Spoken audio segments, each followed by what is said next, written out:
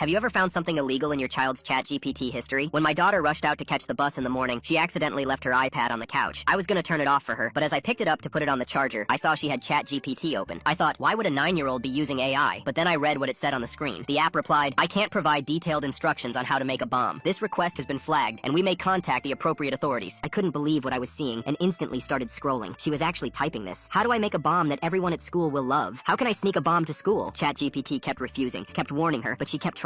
I felt like I couldn't breathe. I thought her backpack did feel heavy this morning, and the more I thought about it, the more I felt like I was about to have a heart attack. There had to be some sort of misunderstanding. I ran to her room and threw open the door and felt like I wanted to cry. She had baking soda, citric acid, a bunch of stuff from the garage. These were definitely things you could make something dangerous with. Why would my little girl want to hurt her friends? How did I miss this? I ran back to the living room where I left my phone and called her school. Hi, I need to speak to my daughter's teacher. This is an emergency, please. I could tell the school's receptionist could hear the panic in my voice and transferred me to her teacher. Mr. Carter, are you okay? Oh, thank God. Have you seen my daughter? Is everything okay? She could hear me breaking down. Yes, she's here. Are you crying? I didn't have time for this. I asked, has she been acting strange today? There was a pause. Well, actually, yes. She's been very secretive this week. She kept talking about having something big to show all of her friends today. She brought her whole backpack outside for recess and wouldn't let anyone touch it. My heart completely stopped. She's outside right now? Yeah, she gathered a bunch of kids around, said she had a surprise for them. Is there something wrong? I tried to stay calm. Listen, I found my daughter's ChatGPT history this morning. She's been researching how to make a bomb. She asked it over and over again. Her backpack was really heavy this morning, and I found chemicals in her room. I think she might have actually made something. Then I heard her breathing heavily. Oh my God, this is bad. Our school got an anonymous threat a month ago. I never once thought it could be her. I was about to pass out from shock. How could my little girl do this? She started to panic and said, oh my God, my students are out there. We need police. I tried to reason with her. Wait, no, maybe